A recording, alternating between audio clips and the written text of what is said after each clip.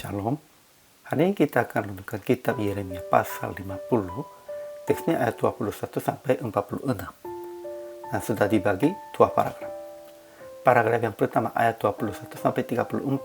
Tuhan menjadi lawan Babel dan memukul mereka dengan tangan Persia karena mereka bertindak kurang ajar terhadap Tuhan dan karena mereka menindas orang Israel dan orang Yehuda. Paragraf yang kedua ayat 35 sampai 46. Tuhan akan membuat Babel lari dengan pedang dan kelaparannya. Seperti singa tiba-tiba bangkit keluar dan mendatangi padang rumput tempat kawanan dombanya. Kesimpulan hari ini, pernah Babel adalah martir seluruh bumi. Tuhan memakai mereka, tetapi mereka akan hancur dalam hukuman Tuhan.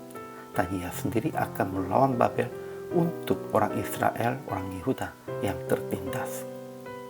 Tuhan menghukum Babel sebab mereka bertindak kurang ajar terhadap Tuhan.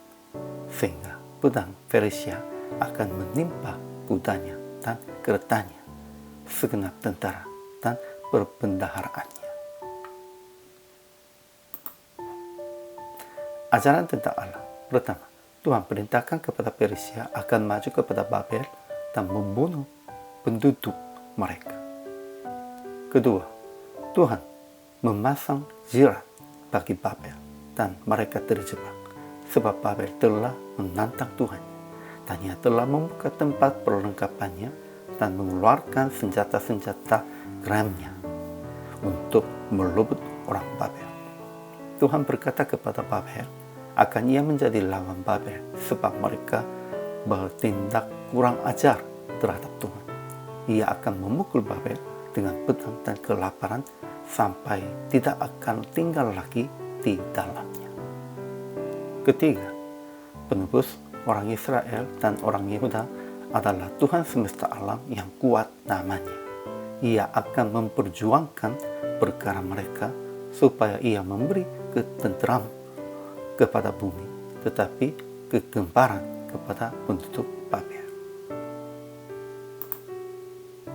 Ajaran tentang manusianya. Pertama, Persia datang dari utara ke Babel supaya membunuh dan tumpas penduduk Babel dan melampas mereka. Mereka akan membalaskan kepada Babel setimpal dengan perbuatannya, akan melakukan kepadanya tepat seperti yang dilakukannya sendiri.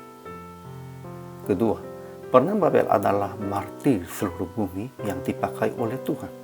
Tetapi turunan-turunan Babel akan lebah di tanah-tanah lapangnya. Dan semua prajurit Babel akan menjadi bungkam pada waktu itu.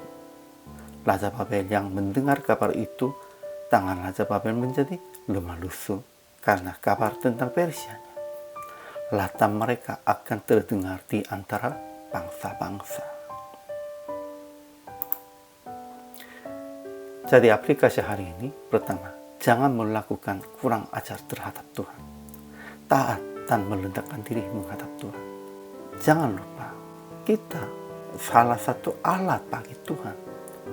Kalau alat harus melakukannya, bertindaknya sesuai dengan kehendak Tuhan. Kalau tidak, itu kurang ajar. Kedua, jangan bermegah sekalipun sedang dipakai sebagai alat Tuhan. Ingatlah, apabila mereka menjadi sombong, Tuhan akan menghukum mereka.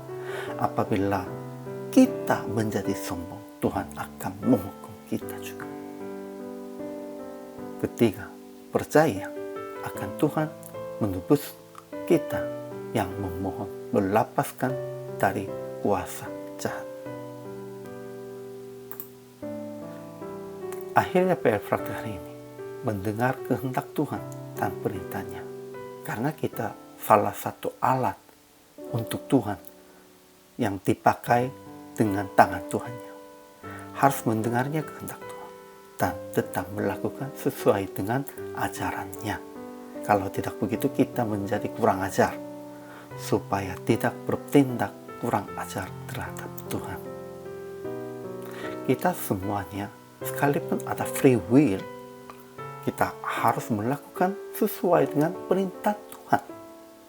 Kalau tidak begitu, kita salah satu alat bagi Tuhannya akan dibuang dan akan dibinasakan, akan dihukumkan.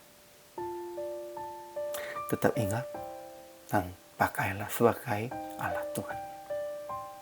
Hari ini juga, selama melayani, Tuhan Yesus memberkati.